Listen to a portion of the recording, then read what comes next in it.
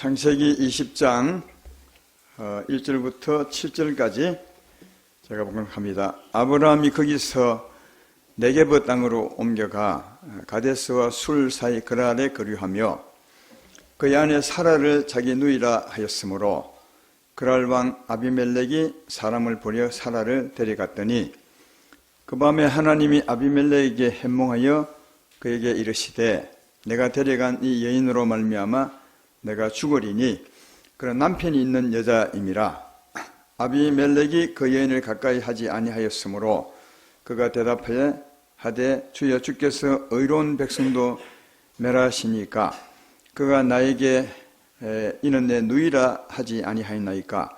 그 여인도 그는 내 오랍이라 하였사오니 나는 온전한 마음과 깨끗한 손으로 이렇게 하였나이다. 하나님이 꿈에 또 그에게 이르시되 내가 온전한 마음으로 이렇게 한 줄을 내가 알았으므로 너를 막아 내게 범죄하지 아니하게 하였나니 여인에게 가까이 하지 못하게 함이 이 때문이니라. 이제 그 사람의 아내를 돌려보내라. 그는 선지자라.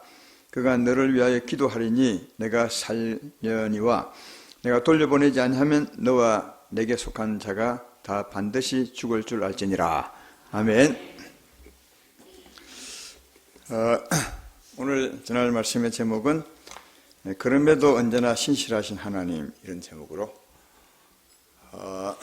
그럼에도 하나님은 신실하신데 우리는 그럼에도 불구하고 신실하신 하나님을 믿지 못해서 두려워할 때가 참 많습니다.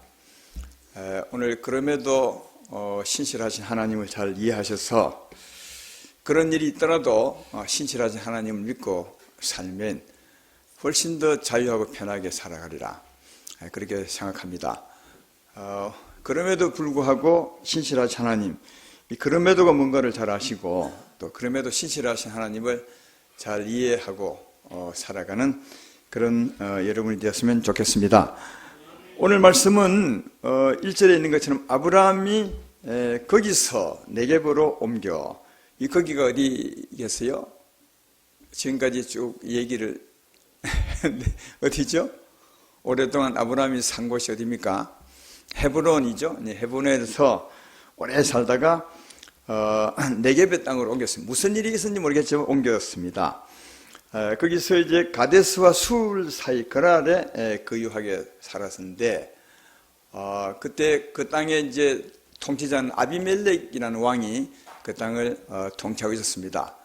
그때 이제 아브라함이 또 자기 아내를 누이라고 그렇게 했습니다. 내 아내가 아니라 누이입니다. 이렇게 했더니 전에도 얘기했지만 아브라함의 아내 사라가 잘생겼습니다. 예쁘게 생겨서 그랄 왕 아비멜렉이 그 소문을 듣고 사람을 보내서 그 아브라함의 누이를 데려오라 했습니다. 그래서 이제 데려갔는데 그 밤에 하나님께서 아비멜렉의 꿈에 나타나서 하시는 말씀이 이 여인을 네가 데려온 거로 네가 죽을 것이다. 왜냐하면 이 여인은 남편이 있는 여인이라, 그렇게 말합니다. 그때 아비멜렉이 꿈속에도 하나님께 항의를 했던 것 같습니다. 아니 하나님, 이 여인의 오라버지가 누이라 해서 제가 데려온 것 아닙니까? 저는 다른 마음으로 데려온 것이 아니라 누이라 했기 때문에 데려왔습니다. 나는 온전하고 깨끗한 마음으로 데려왔고 지금도 죄를 짓지 않았습니다. 그렇게 했더니 하나님이 내가 안다. 네가 죄를 짓지 않았던 걸 안다. 그래서 내가 급히 와서 너를 막았느니라. 그러므로 이 여인을 돌려보내라. 이 여인의 남편은 선지자라. 그가 너를 위해 기도하게 되면 내가 살려니와 그렇지 아니하면 내 가족이 전부 죽을 것이라.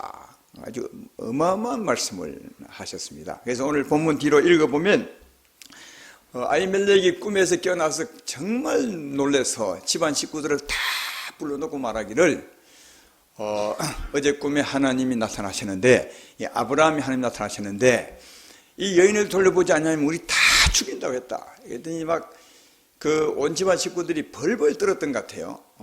그래서 이제 아브라함을 급히 불러서 말하죠. 아브라함을 꾸짖으라 할 수는 없고, 왜? 밤에 하나님께 너무 무서움을 당했으니까 아브라함이 한마디 합니다. 너가 왜 그랬느냐? 네 아내이면서 왜 누이를 했느냐? 나로 하여금 큰 죄를 짓게 할 뻔했느냐? 그렇게 말하고, 그 다음 보니까 또 양과 소를 또 종들까지 딸려서 많이 보냅니다. 그래서 아브라함이 자기 아내로 말미암아 또 큰 돈을 벌게 되었습니다. 그리고 다시 그 아내를 아브라함에게 돌려보내주게 된 것을 오늘 본문과 뒤에서 읽어볼 수 있습니다. 왜 아브라함이 자기 아내를 누이라 했을까? 전에도 이런 일이 있었죠.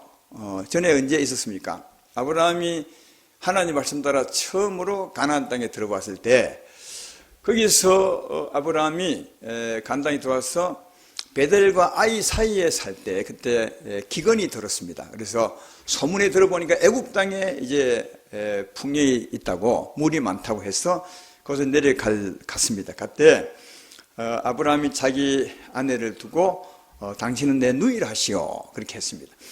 그래서 이제 그 바로가 또 그 소문을 듣고 자기 아내를 데리고 가게 되는데 그 밤에도 하나님이 큰 재앙을 바로에게 내렸습니다. 그래서 바로가 그 재앙 때문에 아브라함을 불러서 큰 재물을 주고 다시 이제 돌려 보냈던 것을 볼 수 있다. 왜 여러분 아브라함이 습관적 같이 자기 아내를 누이라 이렇게 했을까 하는 겁니다. 왜 그랬을까요? 큰 돈 벌기 위해서 그랬을까요? 전에 한번 애굽 땅에 그랬다가 하나님은 큰 돈을 벌었습니다. 근데 이번에도 이런 일이 똑같이 벌어졌는데 전에 한번 그랬으니까 또 내가 누이라 하면 잡혀갈 것이고 그런 말미암아 하나님이 역사사 큰 돈 벌게 해주기 위해서 그랬을까요? 그런 같지는 않죠. 그런 같지는 않습니다. 아브라함이 이렇게 한 이유는 두려움 때문에 그랬습니다. 어떤 두려움이냐? 자기 목숨을 잃을까봐 두려워서 그랬습니다. 아비멜렉이 꿈에서 하나님을 만나고 난 후에 너무 놀라서 그 다음날 아브라함을 급히 부릅니다. 불러서 물어볼 때 아브라함의 대답을 봐도 그런 사실을 알 수 있습니다. 거기 보면 이렇게 말하는 11절에 오늘 본문 읽었던 그 11절에 10절부터 볼까요? 아비멜렉이 또 아브라함이 이르시되 내가 무슨 뜻으로 이렇게 하느냐? 왜 누이를 했느냐 그 말이죠. 그때 11절에 아브라함이 대답합니다. 아브라함이 이르되 이곳에는 하나님을 두려움이 없으니 내 아내로 말미암아 사람된 나를 죽일까 생각하였습니다. 자기 아내 때문에 자기 목숨이 빼앗길까 두려워서 그랬다 그렇게 말합니다. 또 그 뒤에도 변명 같은 말을 합니다. 12절 13절을 볼까요? 또 그는 정말로 나의 이복 누이로서 내 아내가 되었음이니라. 하나님이 나를 내 아버지의 집을 떠나 두루다니 가실 때에 내가 아내에게 말하기를 이후로 우리가 가는 곳마다 그대는 나를 그대 오라비라 하라. 이것이 그대가 내게 베풀 은혜라 하였노라. 이건 일종의 변명이죠. 자기 아내면 아내지 뭐 우리 이복 누이가 내 아내 되었다 그 말은 얘기할 필요가 없는데 구차한 변명을 되었는데 그 변명 가운데도 아브라함의 마음을 읽어보면 두려움이 있었습니다. 그 두려움 때문에 아내 때문에 내가 죽임을 당할까봐 두려워서 목숨이 두려워서 그리했다 그렇게 말합니다. 전에 애굽으로 내려갈 때도 마찬가지였습니다. 그때도 이 아내 때문에 바로에게 죽임을 당할까봐 두려워서 누이라 하라 했던 것을 알 수 있습니다. 근데 이게 한 가지 우리가 생각해 볼 것은 아브라함은 하나님의 사람이거든요. 하나님이 함께 계셨잖아요. 믿으면 아멘 합시다. 그리고 그분은 능치 못할 일이 없는 하나님이시라. 전에 이런 경험이 있다고 했지 않습니까? 애굽에 내려갔는데 애굽은 바로 왕은 아비멜렉보다 훨씬 힘이 강한 왕이었어요. 그 당시에 그쪽 지방에서. 근데 바로가 데려갔지만 아비멜렉보다 훨씬 힘이 좀 바로가 되어갔어도 하나님이 지켜주고 보호해 주셨잖아요. 그런 경험을 했습니다. 그리고 그의 조카 롯이 잡혀갔을 때 그돌라오멜의 그 연합군에 잡혀갔을 때 아브라함이 집에서 길른 318명의 종을 데려가서 그돌라오멜 연합군을 쳐 부수고 돌아올 때도 그런 깨달았습니다. 이건 내가 이긴 것이 아니라 하나님이 이기게 해주셨다고요. 그러니까 그 큰 전쟁에서도 지키고 승리하게 해줬고 그런 굉장한 사실들을 하나님의 도우심과 함께 하심을 경험했는데도 왜 아브라함에게 두려워하느냐 이해가 안 되죠. 여러분도 이런 경우 있을지 모르겠지만 하나님의 크신 은혜, 하나님의 위대하심, 하나님의 능치 못할 일이 없는 이런 경험했는데 아브라함이 그러면 이런 일을 만났으면 이제 두 번째 같으면 하나님이 나와 함께 지킬 것이라 이렇게 생각하고 담대하고 내 누이가 아니라 내 아내입니다 이렇게 하면 될 텐데 왜 전에와 똑같이 여전히 두려워하면서 내 누이라 했느냐 하는 건 왜 그랬겠어요? 이것은 그 당시에 아브라함의 마음의 상태를 이해해야 돼요. 아브라함의 영적인 상태가 좋지 않았습니다. 그 영적 상태, 마음이 좋지 않아서 오히려 마음에 두려움이 쌓이기 때문에 그리 할 수밖에 없었던 것을 알 수 있습니다. 이 사람의 참 약한 부분이죠. 그 당시에 아브라함의 영적 상태를 알 수 있는 말씀이 1절에 있어요. 1절을 보면 아브라함이 거기서 네겝의 땅으로 옮겨가 가데스와 술 사이 그랄에 거주하며 그렇게 말합니다. 거기서는 이제 헤브론이라 했죠. 헤브론에서 옮겼어요. 무슨 일 옮긴지 그건 이유는 모르겠어요. 근데 그 당시에는 여러분 지금까지 아브라함에 대해서 배워왔지만 사람이 어디 사느냐에 따라서 그 사람의 그 장소가 영적 수준을 말해주는 거 있습니다. 아브라함이 헤브론을 살 때는 하나님과 교제하고 있었습니다. 하나님과 교제했으므로 그를 헤브론에 거했다고 말씀하고 또 롯은 하나님의 사람이었지만 소돔에 내려가 삽니다. 세상 사람처럼. 그래서 이제 롯이 소돔에 사는 것은 소돔의 그 세상 사람처럼 롯이 죄 가운데 빠져 사는 것을 두고 말했었거든요. 그러니까 그 지명은 그 사람의 영적 상태를 잘 설명해 주고 있음을 알 수 있다. 근데 거기서 옮겼다는 말은 하나님과 잘 교제하고 살던 그가 어디로 갔냐? 가데스와 술 사이에 갔어요. 여기 가데스라는 말은 참 이게 지명이 의미가 있어요. 가데스는 신성한 은혜로운 그런 뜻입니다. 예. 거기서 어디요? 술 사이. 술은 또 모르겠어요. 일반 마시는 술이 아니고요. 이 술은 이런 뜻입니다. 이리저리 방황하다, 헤매다 뜻입니다. 근데 우리가 헤맬 때 기분 좋게 헤맬 때도 있고 기분 나쁘게 헤맬 때도 있지 않습니까? 여기 헤매다는 악한 마음으로 헤매다 뜻입니다. 원어에 잘 나와 있습니다. 그러니까 하나님과 잘 교제하고 살았던 아브라함이 무슨 일인지 모르겠는데 거기 떠나서 은혜와 성령이 충만함과 아니면 그와 뭐요? 악한 생각으로 헤매는 그 사이에 가서 살을 거라. 이 그랄은 또 무슨 말이냐면 빙빙 돌다 그런 뜻입니다.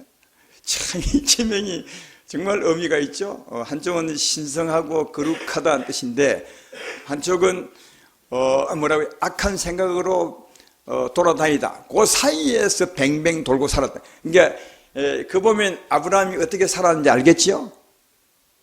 이 말 이해되면 아멘 합시다. 하나님과 교제하고 살았어요.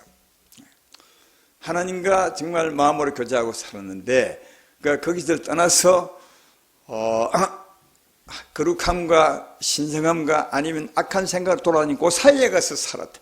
요즘 같으면 어떤 거냐? 하나님과 교제하면 하나님의 사랑과 평안이 우리 마음에 넘치게 됩니다.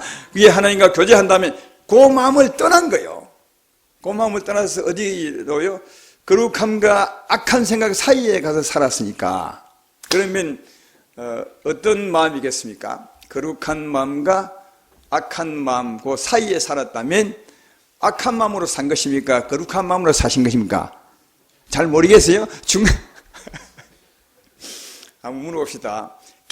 깨끗한 물에 더러운 물을 딱 섞으면 깨끗한 물이 됩니까? 더러운 물이 됩니까?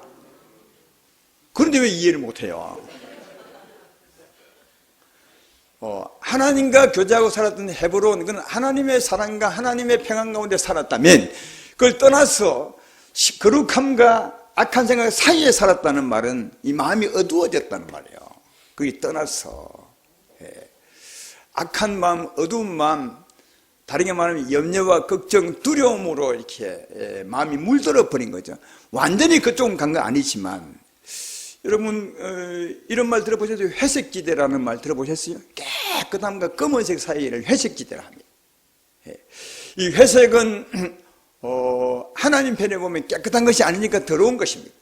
여기 마찬가지죠. 아브라함도 하나님 헤브론을 떠나서 살았기 때문에 그 마음이 새카맣지는 않지만 그래도 회색지대처럼 어두운 겁니다. 다시 말해 어두운 마음이 아브라함 마음을 차지하고 있는 겁니다. 또 그것 알 수 있는 것은 이 아브라함은 헤브론에서 하나님의 은혜를 받고 살다가 거기 떠났습니다. 그랄이에요. 이 그랄은 누가 통치하고 있습니까? 아비멜렉이 통치하고 있습니다. 예. 요즘 같으면 우리가 하나님의 은혜로 교제하며 살다가 잠시 떠나서 누구요? 흑암의 그날날에 살게 돼요. 신부는 하나님의 아들인데 그 상태는 뭐예요? 흑암의 그날날에 사는 거예요. 흑암의 그날날에 산다는 말이 뭐죠? 어둠과 근심과 걱정과 두려움 가운데 살게 된 것이다. 제 말 이해되면 아멘합시다. 그러니까 이게 1절 말씀이 이 말씀을 푸는 열쇠요. 아브라함이 하나님 평안과 사랑을 떠나 아비멜렉 그 나라에서 두려움에 쌓여버린 겁니다. 어둠에 쌓여버린 겁니다. 예. 그때 이 두려움에 쌓였기 때문에 누구야? 아비멜렉이 무서운 겁니다. 이게. 여러분, 사람이 참 이렇게 굉장한 경험을 했더라도 그 경험은 은혜로운 마음 가운데서 그 일이 확실히 믿어지는데, 굉장한 경험을 했다도 내 마음이 두려워져 버리면 그 경험이 희미하게 느껴지고 오히려 두려움이 훨씬 더 커져 버려서 그 믿음이 희미해지고 믿음이 사라져 버려요. 여러분도 아마 이런 경험 많이 했을 텐데 하나님을 크게 경험한 분들이 많이 있을 것입니다. 근데 하나님 평안과 기쁨이 가득 찰 때는 그 믿음이 확실히 믿어집니다. 담대하게 아니야, 하나님은 대단한 분이시야, 나를 지키고 보호하시오, 이렇게 확실히 믿어질 때는 내 마음이 하나님 평안과 기쁨 가운데 있을 때 그렇게 믿어지는 거야. 근데 그런 경험을 했다 하더라도 하나님과 교제하는 마음을 떠나서 내 마음의 두려움이 그늘이 살 서려지게 되면 어떻게 되느냐, 그 믿음이 희미해져서 그리 큰 경험을 했어도, 하나님의 큰 은혜를 받고 살았어도 이 마음의 두려움 때문에 두려워하게 되는 거다. 예, 그 아비멜렉이 무섭게 되는 것이 바로 우리 인생이요, 하나님이 이것을 우리에게 알려주기 위해서 어쩌면 이 말씀을 우리에게 쓰고 있는 것 같아요. 아브라함은 우리에 대한 얘기입니다. 아브라함의 하나님, 우리의 하나님이십니다. 그러니까 아브라함의 경험은 곧 우리에 대한 말씀입니다. 그래서 아브라함이 하나님과 교제할 때는 하나님의 믿음이 신실하고 확실하지만 떠나서 그 마음이 어둠에 덮여지게 되면 그 믿음이 희미해진다는 거예요. 그리고 두려움 때문에 두려워하게 되는 거다. 그래서 하나님에 대한 확실한 믿음은 하나님 평안과 기쁨 가운데 있을 때, 사랑 가운데 있을 때 그 믿음이 분명하지만, 하나님을 떠나서 내 마음이 어두워지게 되면 두려움 때문에 하나님을 온전히 믿지 못하게 되는 거다. 이해가 되십니까? 예. 이 하나님을 떠나 어둠이 내 마음을 덮어서 두려움이 쌓이게 되면, 악한 마음이 내 마음을 덮게 되면 옛날 버릇이 그대로 나옵니다. 신기하게. 전에도 아브라함이 언제 이런 일을 했느냐 하면, 가나안 땅에 들어가서 아브라함이 베델과 아이 사이에 살 때였습니다. 베델이 뭐라고요? 하나님의 집이고 아이는 세상이라는 뜻입니다. 그 사이에 살 때, 다시 말하면 세상에 물든 거죠. 하나님의 땅에 왔으면서도 그는 세상에 가까운 마음으로 살았어요. 그때 이 두려움이 생긴 거예요. 이 두려움이 와서 버릇이 나타났죠. 그 아내에게 당신은 내 누이라 하시오. 이거 진짜 남자가 못할 말이거든요. 그렇잖아요. 남자가 할 말은 오히려 막 목에 칼이 들어온다 해도 당신은 내 아내요, 이런 사람이 돼야 되는데, 오히려 반대로 하나님의 사람이면서도 그런 일이 왔을 때 오히려 자기가 두려워서 자기 아내에게 부탁을 하죠. 여보, 네, 아내를 하지 말고 누이를 하시오. 그래, 제발 너 좀 살려주십시오. 이렇게 했던 것처럼 그때도 그러던 게 지금도 똑같습니다. 헤브론을 떠나 가데스와 수울 사이 딱 했더니, 다시 말해 어둠이 그 마음을 덮었더니 하나님에 대한 분명한 믿음으로 담대하게 사는 것이 아니라 그 두려움 때문에 말하기를 당신은 내 뭐라고요? 아내라지 말고 누이라 하시오. 그러니까 옛날 습관이 그대로, 두려울 때 나타나는 삶의 습관이 그대로 나타나게. 여러분도 그럴 때가 많을 것입니다. 은혜가 충만할 때는 세상이 다 두렵지 않고 담대하게 살죠. 근데 그런 사람도 잠시 무슨 일인지 모르겠지만 마음이 탁 어두워지면 세상 근심을 다 하게 됩니다. 예? 그러니까 옛날 어두울 때 그 삶이 그대로 습관적으로 나타나게 되는 사실을 알 수 있다. 하나님의 은혜 가운데 살면 늘 은혜로운 말을 하고 찬양을 하고 하나님을 높이죠. 근데 그런 사람도 어둠이 살스려지면 전에 어두울 때 했던 습관이 그대로 나타납니다. 비방하고 욕하고 근심하고 그대로. 그래서 사랑하는 여러분, 살 때 하나님의 사람이지만 전에 내가 했던 행위가 내게 지금 나타난다면 내가 하나님을 떠나 있구나. 영적인 상태는 안 보이잖아요. 내가 어두운지 밝은지 내 행위를 보면 알 수 있어요. 내가 떠났구나. 이걸 깨달아 아시고 즉시 헤븐으로 돌아가시기를 주의 이름으로 축원합니다. 이게 참 우리 마음이 너무너무 중요한 것 같아요. 요한일서 4장 18절에 이렇게 말합니다. 사랑 안에 두려움이 없고 온전한 사랑이 두려움을 내쫓나니 두려움에는 행벌이 있습니다. 두려워하는 자는 사랑 안에서 온전히 이루지 못하느니라. 사랑 안에 두려움이 없대. 사랑이 두려움을 쫓는데요. 그러니까 사랑이 역사하면, 하나님의 사랑이 역사하면 두려움이 싹 사라져 버려. 그리고 하나님이 확실히 믿어져. 이해되죠? 반대로 우리가 하나님을 떠나 두려움이 내 마음을 감싸게 되면 사랑이 떠나고 평안이 떠나고 믿음이 떠나요. 그래서 하나님의 사랑 가운데, 하나님의 은혜 가운데 사는 게 정말 중요한 것은 우리 마음이 하나님의 은혜에 덮일 때 그때 하나님도 확실히 믿어지게 되고 담대하고 편안하게 살아갈 수 있다는 사실을 알 수 있습니다. 떠나면 똑같은 상태인데도 어떻게 되느냐, 내 마음 때문에 하나님을 믿지 못하고 두려워지고 염려하게 되고 옛날 습관이 그대로 나타나서 같이 예수 믿기 전처럼 살아갈 때가 참 많다. 마음이 중요합니다. 마음을 돌이켜 사시기를 주의 이름으로 축원합니다. 오늘 아침에 이제 교회 오기 전에 밥 먹는다고 식탁에 앉았는데 우리 집 사람이 내게 이래요. 웃는 얼굴로. 요즘은 당신이 나보다 짜증을 더 많이 내지요. 성년이 덜 충만해서 그래요.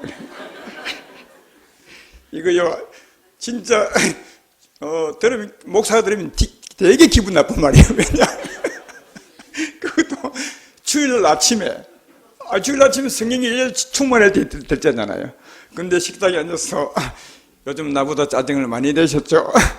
성령이 덜 충만해서 그래요. 근데 기분이 하나도 안 나쁘더라. 그 말은 내가 지금 어떻다고요? 성령이 충만하다는 말이거든요. 그 말 듣고 기분이 안 나쁘더라고요. 그래서 정말 그랬구나 생각이 들어요. 왜냐하면 지난주에 운동하다가 허리를 좀 다쳤어요. 허리를 다치니까 이 아픈 사람 심령을 좀 헤아리라고 허리를 아프게 했는지 모르겠어요. 허리가 아프니까 양말을 못 신겠어.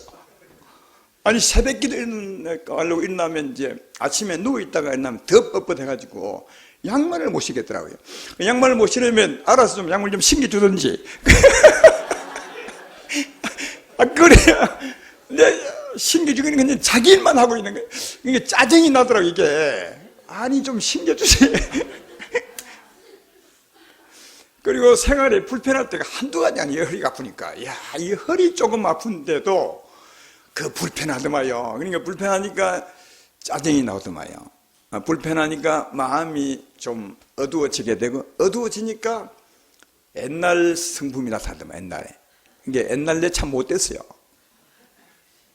그대로 나타나더만요. 근데 그때 짜증날 때 오늘 아침까지 얘기했으면 한바탕 했을 거야.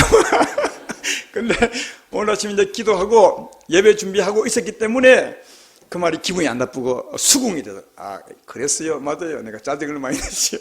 성령이 충만하지 못했어요라고 말할 수 있다면 그건 성령이 충만한 거예요. 이해되시죠? 그러니까 여러분들도 살면서 이제는 영적인 좀 감각을 가지고 내가 이런 말을 진짜 듣지 못하고 있구나 하면 그 사람이 그런 말을 한 것도 나쁘지만 그러나 그걸 듣지 못하는 여러분도 하나님을 약간 비껴나 있다는 사실을 깨닫고 돌아와서 하나님의 은혜로 우리 마음을 덮어 살면 그게 정말 잘 살 수 있는 거다, 그런 생각이 듭니다. 따라서 사랑이 두려움을 쫓아내고, 사랑이 근심과 걱정을 쫓아내고, 사랑이 미움을 쫓아내고, 사랑이 하나님을 담대하게 믿고 살게 하는 것인 바, 하나님의 사랑에 덮여서 헤브론에서 아브라함이 교제하고 살았던 것은 그렇게 사시는 여러분 되기를 주의 이름으로 축원합니다. 아브라함이 헤브론을 떠나서 그랄에서 아비멜렉의 통치 아래 살았어요. 두려워하면서. 그때 하나님은 어떻게 했을까요? 아브라함은 헤브론을 떠나 그랄에서 아비멜렉의 영역에서 아비멜렉 때문에 두려워서 살았는데, 자기 아내를 누이를 할 만큼 두려워 살았는데, 그때 하나님은 어쨌냐는 거예요. 예? 여러분, 하나님은 여전히 아브라함과 함께 계셨습니다. 여전히 함께 계시고, 여전히 아브라함을 지켜주시고, 여전히 아브라함을 보호해 주셨어요. 그죠?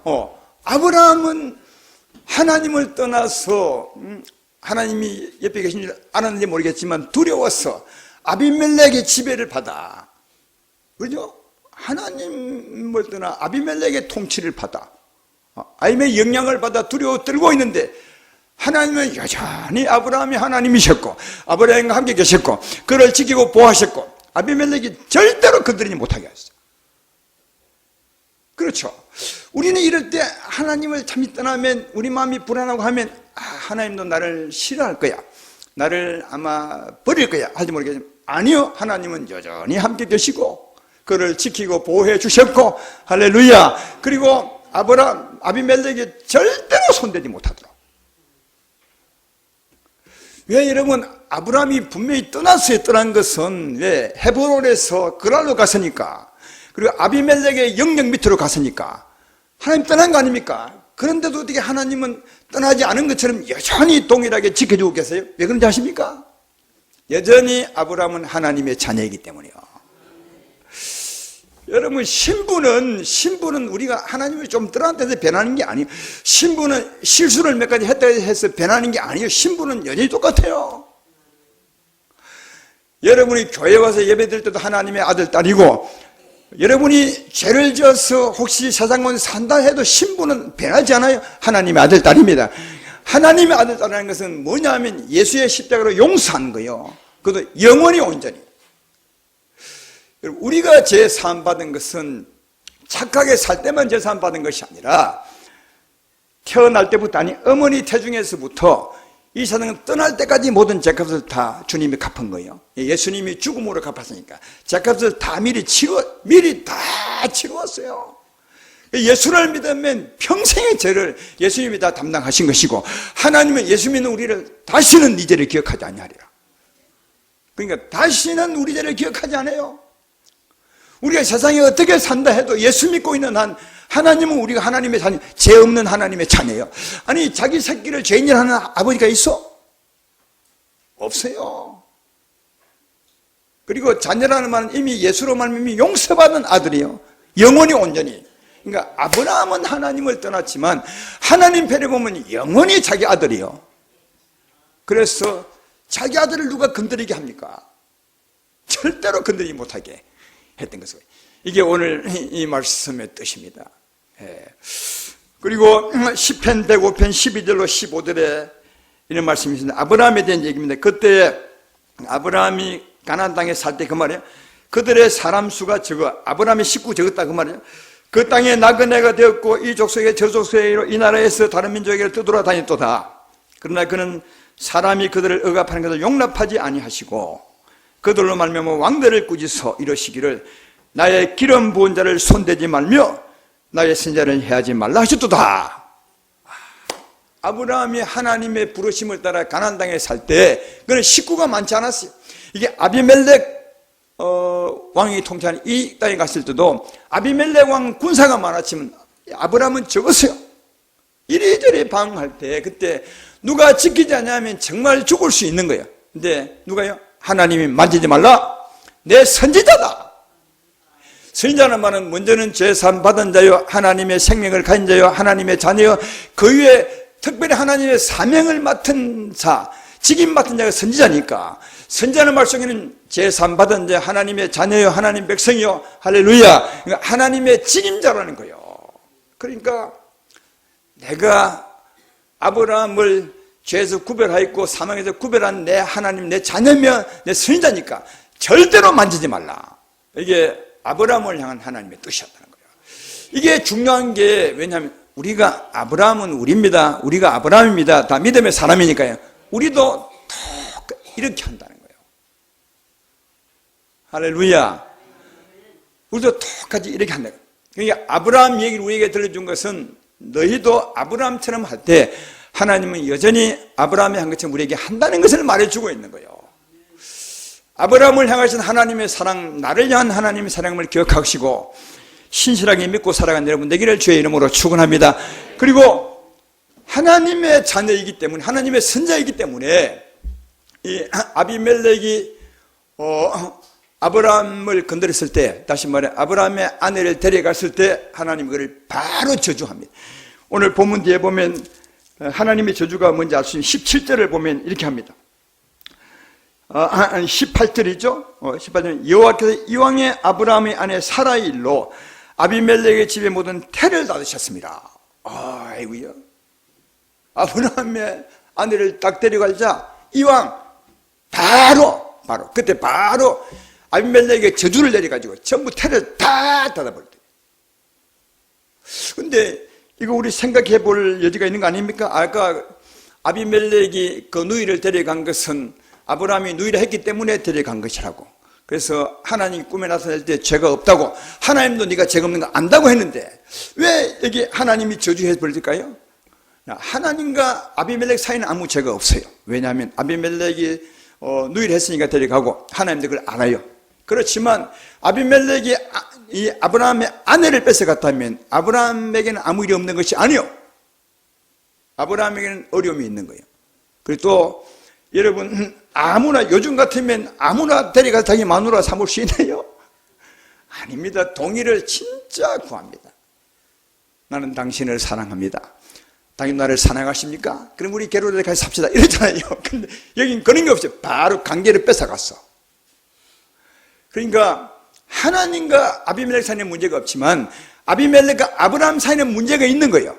아비멜렉이 아브라함에게 어려움을 준 것입니다. 다시 말해 축복을 준 것이 아니라 저주를 준 것입니다. 제 말 이해되십니까? 그래서 하나님이 약속한 대로 신실하게 아브라함을 지킨 거예요. 약속이 무엇인데요? 창세기 12장 3절에 여러분이 아시는지 모르겠지만 화면에 안 나오잖아요. 그게 뭐냐면 아브라함에게 말하기를 너를 축복한 자를 축복하고 너를 저주한 자를 저주할 것이라. 할렐루야. 이게 아비멜렉이 저주 같은 저주를 합니다. 아브라함에게. 하나님이 신실하게 저주합니다. 그렇죠? 얼마나 신실한지 몰라요. 아브라함의 해를 딱 끼치자마자 동시에 하나님이 저주해버려요. 여러분, 우리가 세상에 살 때도 하나님은 여러분에 대해서 똑같이 합니다. 세상 사람이 여러분이 죄 있든 없든 여러분에게 해를 끼치면 하나님 바로 개입합니다. 우리는요, 이 살아갈 때 하나님이 우리만 주관하고 세상 사람은 주관하지 않다고 생각, 아닙니다. 우리와 관계된 일을 다 주관합니다. 세상의 주관자도 하나님이시고 역사의 주관자도 하나님이시고 특별히 우리와 관계된 일 하나님 100% 주관합니다. 꿈에도 나타났어요. 건드리지 마라. 네가 건드렸다면 돌려주라. 우리는 그 꿈 얘기 못 들어서 그렇지 아마 하나님이 하셨을 것 같아요. 그리 합니다. 아브라함을 향한 역사가 우리 향한 역사입니다. 이걸 우리에게 보게 해 주어서 우리로 하여금 담대하게 살게 하기 위한 겁니다. 그래서 제가 볼 때는 큰지 아닌 것 같은데도 하나님 바로 개입하셔서 신실하게 너를 저주한 자를 내가 저주할 것이라 했던 것처럼 아비멜렉에게 저주를 탁 이왕에 내리신 것을 볼 수 있다. 근데 이 저주를 푸는데도 누가 푸느냐? 하나님 풀 수 있지만 누구로 말미암아? 아브라함으로 말미암아 풉니다. 그렇잖아요. 아까 7절에 보면 그렇게 맞지 않습니까? 오늘 읽었던 본문에 보면 이제 그 사람의 아내를 돌려보내라. 그는 선지자라. 그가 너를 위하여 기도하리니 내가 살려니와 내가 돌려보내지 아니하면 너와 내게 속한 자가 다 죽을 줄 알아. 그러니까 그 저주를 풀어준 것도 누구요? 아브라함으로 말미암아. 왜요? 여러분, 어려움은 아브라함이 당한 겁니다. 그래서 아브라함이 풀어야 하나님이 하늘에 풀어줍니다. 이게 우리가 알고 있는 말씀 아니겠습니까? 네가 땅에서 풀면 내가 하늘에 풀고 내가 땅에 매면 하늘에 맬 것이라. 이게 땅에 있는 우리들의 기도 따라서 우리에게 어려움 준 그 저주를 하나님이 풀어주시고 우리가 풀면 하나님이 풀어주는 겁니다. 그래서 이 저주를 풀고 맺는 것, 푸는 것은 하나님이 하지만 그러나 그 열쇠는 누가 가지냐? 열쇠는 우리가 가지죠. 야, 그러면 여러분이 이런 마음 갖겠네요. 그래, 내게 어려움 준 세상에 있었는데 절대 안 풀어야지. 열쇠 꼭 장원하고 살아야지. 그렇게 그러나 하나님은 사랑이심을 꼭 기억하셔야 돼요.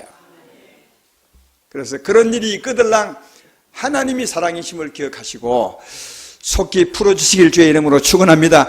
우리 마음에 소원함을 둘 것입니다. 그가 내게 잘못했지만 넌 하나님의 사람이 아니냐, 내가 너를 지키고 보호해 주었은즉 너도 풀어주어라, 이런 소망이 있을 겁니다. 이게 우리 하나님의 마음이죠. 그때 정말 기도해 주셔서 풀어주기를 주의 이름으로 축원합니다. 그때 하나님이 나를 기뻐하시고 그를 기뻐하게 된다는 사실을 잘 알 수 있다. 그래서 이게 보면 하나님이 아비멜렉에게 꿈에 나타나 말씀할 때 내 선지자를 하지 않고 내 아들을 해도 될 텐데 하필이면 내 선지자라 이렇게 했을까? 이걸 보면 뒤에 알 수 있죠. 선지자는 아비멜렉을 위해서 기도할 수 있는 사람입니다. 아비멜렉의 저주를 풀 수 있는 사람입니다. 아비멜렉에게 축복할 수 있는 사람입니다. 그래서 아비멜렉으로 하여금 아브라함을 바라보게 한 거죠. 아브라함을 섬기게 한 겁니다. 이 뒤에 보면 이 아비멜렉이 그 나라 왕이지만 아브라함을 잘 섬깁니다. 이 일이 없었다면 결코 이런 일이 없었을 것입니다. 그러나 이후에 보면 하나님이 아브라함을 선지자라 아비멜렉에게 소개시켜 주었기 때문에 아비멜렉이 거기 가서 기도받고 아마 무릎 꿇고 기도 받았을 것입니다. 아브라함은 기도해주고 하나님이 저주를 풀어줌으로 말미암아 그들이 아브라함을 선지자로 여기며 섬기게 했던 것을 볼 수 있다. 하나님의 자녀일 뿐이 아니라 선지자로 하나님이 높여주고 세워주신 것을 발견해 볼 수 있다. 이게 우리 향하신 하나님의 뜻입니다. 하나님이 아브라함을 얼마나 높이고 얼마나 그를 구별해주고 얼마나 대단한 존재로 세우는 것을 아시겠죠. 우리 향한 하나님의 뜻입니다. 여러분에게, 아니 하나님에게 여러분이 귀합니다. 하나님은 여러분이 굉장한 자입니다. 선지자입니다. 세상의 희망이 아닙니까? 여러분, 세상에 하나님께 기도해서 하나님의 복을 내리실 자가 누구십니까? 우리입니다, 여러분. 우리가 기도해서 세상의 저주를 풀 자가 누굽니까? 우리입니다. 그래서 하나님은 이런 우리를 세상으로 알게 해서 그 사람들 하여금 하나님을 경외하며 살게 하는 것을 발견해 볼 수 있다 하는 겁니다. 그러나 오늘 이 말씀 가운데 그 무엇보다도 큰 일은 뭐냐? 하나님께서 아브라함을 다시 되돌린 것입니다. 아브라함이 헤브론에 살다가 무슨 일인지 모르겠지만 그는 헤브론을 떠나 하나님과의 교제관계를 떠나서 그란에 내려갔습니다. 그란에 사는 것은 아비멜렉의 통치를 받습니다. 그래서 하나님이 아브라함이 원했던 것은 거기에서 돌이켜 다시 헤브론으로 가는 것임을 알 수 있습니다. 제 말 이해되십니까? 그래서 여기 보면 하나님이 아브라함을 돌이켰느니라 이런 말은 없어요. 그러나 돌이킨 것을 알 수 있는 것은 오늘 본문 뒤에 17절을 보십시오. 아브라함이 하나님께 기도하며 하나님이 아비멜렉과 그의 아내와 여종을 치료하다 출산하게 하였으니 하나님이 아브라함의 기도를 들으셨습니다. 기도를 들으셨다는 말은 무슨 말입니까? 아브라함이 하나님께 가까이 나가셨고 가까이 나가서 기도했더니 하나님이 들으셨다는 말이니까 아브라함과 하나님의 가까이가 회복됐다는 말이죠. 할렐루야. 이 기도했더라 이 말은 회복되었다는 거예요. 아브라함은 기도하고 하나님은 들으시고 풀었다는 말은 아브라함과 하나님 사이가 회복되었다는 말을 설명하는 거거든요. 저는 이 아브라함이 아비멜렉에게 붙들려 가서 네가 왜 나를 쏘겠느냐, 네 아내이면서 어떻게 누이를 했느냐 이 말 들었을 때 아마 그랬을까 아니겠습니까? 어떻게 알았습니까? 이렇게 물었을 거예요. 그때 아마 아비멜렉의 설명을 쫙, 네 하나님이라는 사람이 나타나서 내 죽이려 하더라, 네 아내라 하나님이 하더라, 이 아내를 돌려주지 않으면 나를 죽인다고 하더라, 그래서 내가 아내를 돌려주고 재물가 했다. 이 말 들을 때 얼마나 머리가 쭈뼛을 만큼 감동을 했을까요? 아마 감격했을 것 같아. 이야, 나는 모르고 아비멜렉이 무서워서 내 아내를 누이려 했는데 하나님은 여전히 나와 함께 계시고 나를 지키시고 나를 보호하시고 약속에 신실하시고 나를 하나님의 자녀로 인정하시고 나를 선자로, 그 신실하신 하나님에 대해서 정말 감격했을 것이다. 오늘 본문은 없지만 회개하며 하나님께 나아가게 되었을 것이라. 그걸 알 수 있는 것은 그가 기도하며 하나님이 들으셨다는 거예요. 기도하고 들으셨으면 아브라함이 하나님께 가까이 나아가며 또 그 기도를 하나님이 들으셨다는 것은 아브라함과 교제하고 있음을 말해주고 있는 것이거든요. 제 말 이해되십니까? 그러니까 이 사건을 통해서 하나님이 하신 일은 뭐냐? 아브라함을 다시 돌이킨 거예요. 여기 헤브론으로 갔다는 말은 없어요. 거랄에 살지만 그 영적 상태는 헤브론으로 돌아간 거예요. 하나님과 교제하게 된 것을 발견해 볼 수 있다. 그러나 이후에 아브라함은 하나님을 더 사랑했을 것이라. 이런 경험을 통해서 야, 정말 하나님은 신실하시구나. 약속에 정말 신실하시구나. 여전히 나와 함께 계시고 그 약속한 것처럼 나를 지키고 보호하시고 약속한 것처럼 나를 저주한 너를 저주하시고 약속한 것처럼 이 신실하신 하나님을 경험하고 더 이후에 사랑했을 것이다. 그럼에도 불구하고 나를 사랑하는 하나님을 정말 사랑하게 되었을 것이다. 할렐루야. 하나님의 일은 뭐냐? 우리를 더 사랑하게 하는 겁니다. 우리가 실수하고 실패할지라도 그걸 통해서 더 사랑하게 하는 일이다. 이게 하나님의 일입니다.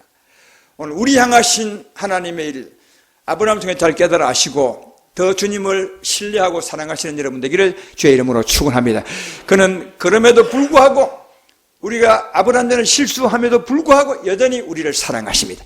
할렐루야. 이 사랑을 기억하고 하나님을 더욱더 사랑하며 사는 여러분 되기를 주의 이름으로 축원합니다.